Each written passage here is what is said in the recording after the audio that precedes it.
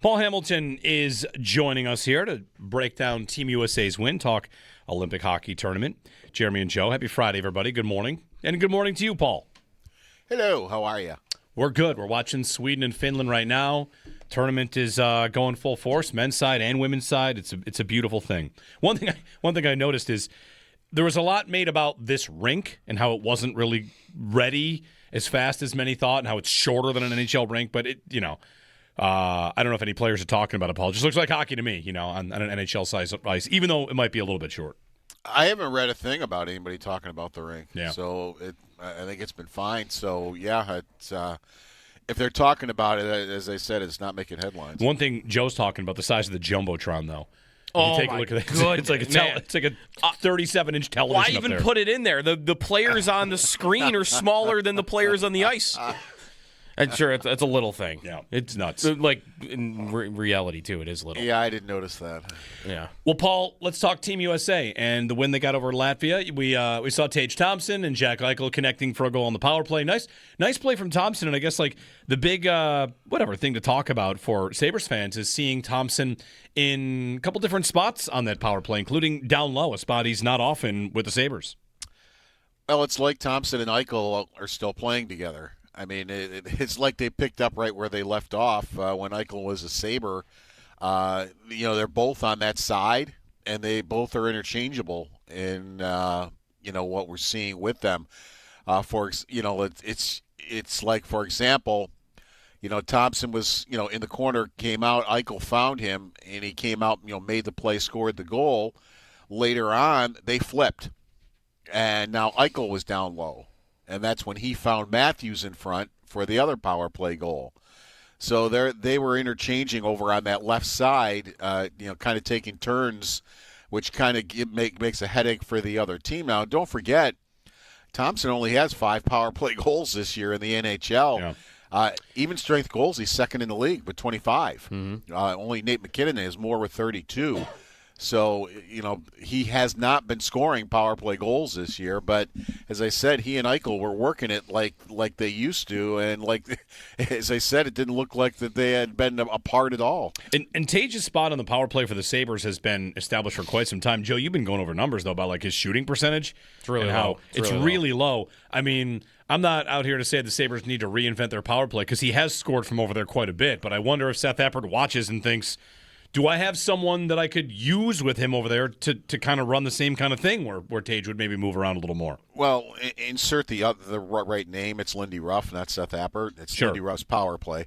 And it's, the thing is, with the Sabres, teams are taking him away. I mean, he might get the shot off, but it's not the Tage Thompson, cannon shot from there, because if he gets the shot, he really isn't getting a chance to wind it up and take the one-timer because they're taking it away from him. So that play is always going to be there for the Sabres until they do it enough that teams take it away. And that's, coming out from the corner and scoring that way on the power play. It's the reason it's there for the Sabres is because they rarely do it. And, they've only have a couple of goals doing it that way, so it's wide open. I think Tage did get a power play goal recently by coming out from the corner like that. Ostlund has one, Tuck has one, and I believe Doan has one, but that's it. Yeah. Because they don't do it all that often. But it's wide open anytime they want to start doing it. And the thing is, if they would do it more, it's just another headache for the other team. And that would open up Tage more in the circle if teams had to respect that, thinking, the Sabres are starting to do that now. We got to start guarding that. Yeah. Did he look comfortable when he was down low other than when he scored, Paul? Did he look like someone that hadn't done it really a lot? No, he looked fine. Yeah, I liked the way they were snapping it around on the power play, and I thought he looked fine over there. As I said, I thought he and Eichel, it just was obvious to me right away. It's like, wow, but they look like they've been teammates the whole time. Yeah. By the way, the Thompson stat, you're right about the even strength goals. If you expand that out to last year, because remember he led the league, I think, in even strength goals last year. He has 7 more even strength goals in the last 2 seasons than anybody else in the NHL. Like, he's number one. So he's been very good there. What about the rest of the game for him, Paul? He was on that line. I wondered if they were going to start phasing him out at all because he missed a shift. Maybe there was an injury. Maybe they were just rotating guys. 2 shifts. 2 shifts? Okay. And they were rotating because guys. you keep more forwards, right? Because because Miller's got to play. I mean, you can't sit Miller on the bench. He's their best player, so he's got to play. So you start dumping him in on that line. Yes. And so then Trocheck, for some reason, was on that line. Might have been for a face-off, possibly. Mm-hmm. So he missed 2 shifts, and then Connor started missing shifts. Mm-hmm. So then Miller went out for Connor. So yeah, he was throwing Miller into that line and alternating him in there. I don't know if he didn't like the line and just wanted to. Now that line almost scored immediately. Right. If you recall, right in the beginning of the game, Larkin on a backhand had the wide open net, and I mean wide open net, and he slid it. Sometimes your stick gets turned the wrong way a little bit, and he slid it right through the crease and out the other side. I believe Thompson, I think, would have gotten an assist on that play, too, had it gone in. So, yeah, maybe he just didn't like that line and thought that's the line we're going to let Miller play in. So, but he missed 2 shifts, and then that was it for missing shifts 5-on-5 because then Connor started to miss shifts. What did you think of the entire group? I mean, they looked pretty dominant. There were 2 overturned goals in the first period. They should look dominant against Latvia, and it feels like they pretty much did. I don't know if I've ever seen a period like that. You had the 2, the goal I talked about with Larkin. You had the 2 disallowed goals. You had a crossbar, and you had a post.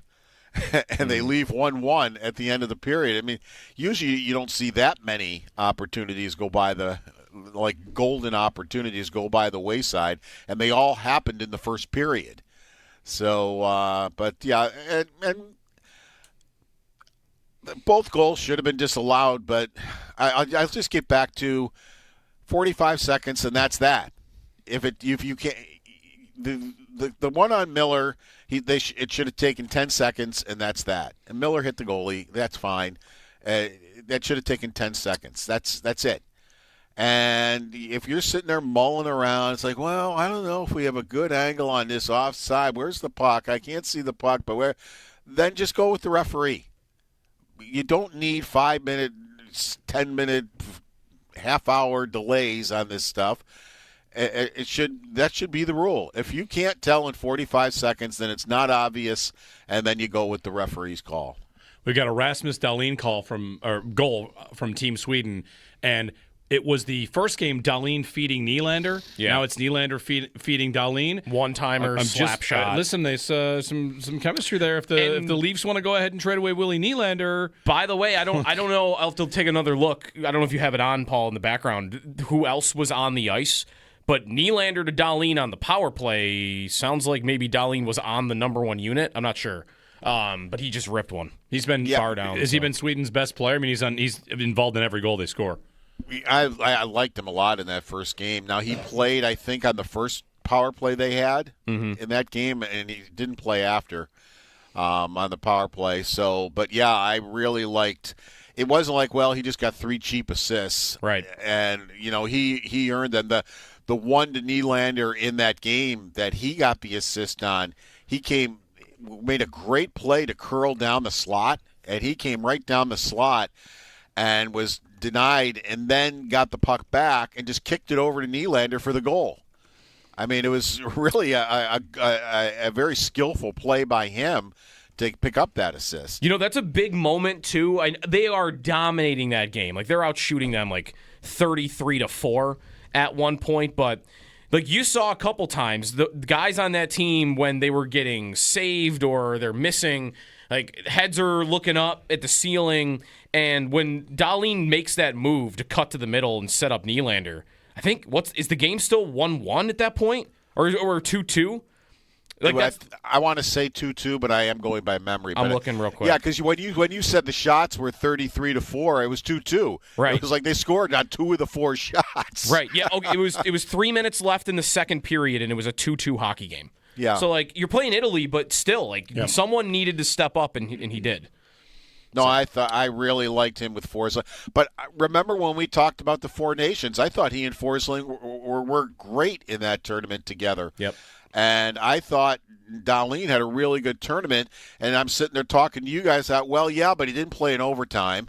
We had to watch Carlson in 2 different overtimes play a total of 32 seconds and give up 2 goals. He wasn't on any of the special teams, and I was just scratching my head going, but he's really playing well with Forsling 5-on-5. Mm-hmm. Paul, quick question about that goaltender interference to get back to that conversation. Do you think the NHL would do well to use that rule, which is much less subjective? It's just you're in the crease. You're in a spot. I mean, not to bring up 1999. I'm not trying to do. We had a caller already called in about no goal, but it seems a little more black and white. And the NHL is guilty of every single game you watch. You have to kind of guess what the official's going to rule. Yeah, I'm not a huge fan of the in the crease thing, but it should be pretty. Is there contact or not? To me, it's obvious when somebody gets pushed into the goaltender. It shouldn't take 5 minutes to look at and say, well, did he get pushed in? But did the goaltender get set? How long did the goaltender have till he got set? Blah, blah, blah, blah. And to me, it shouldn't be that hard. Give it, all right, if there's goaltender interference and the guy has gotten out of there and the goaltender if you can count to 2 and the goaltender is all set now and isn't wobbly or anything like that, tells me that, all right, the goaltender interference no longer means anything. He has gotten set. He has his angle. And to me, it shouldn't be that hard. They make it harder than it needs to be. I don't think it needs to be foot in the crease and that kind of, because that didn't work either. When they were talking about in the crease. I think Sabre fans know that rule didn't really work either. But I don't think it needs to be as hard as they make it. Any thoughts, Paul, on Team Canada's opening game and also their decision to go with Binnington, which early on good results? I think he earned it. I mean, it's crazy how he's just awful. He has some of the worst numbers in the NHL this year. But, the Four Nations, whether it was when he came up and the St. Louis Blues won the Stanley Cup, and now he gets a shutout. I agree with Cooper. He earned it. I mean, he earned the chance to get the first chance to be in their net. And he had to make some pretty good saves in that game. It wasn't like it was just nothing. I mean, so, he did have to make some pretty good saves to earn his shutout. But,